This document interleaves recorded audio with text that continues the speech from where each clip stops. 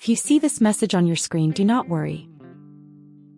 This copy of Microsoft Office is not activated.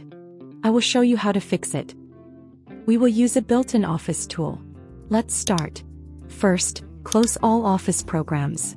Make sure everything is closed. Now open File Explorer. Press Windows + E. Click this PC. Open Local Disk C. Open Program Files.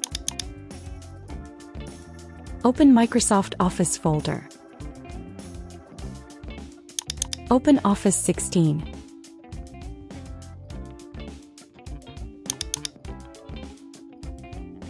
Scroll down slowly.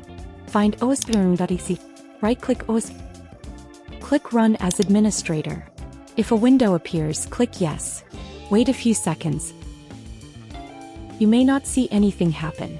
That is normal. Now restart your computer.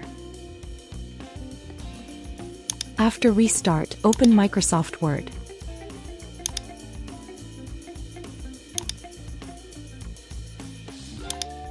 The message should be gone.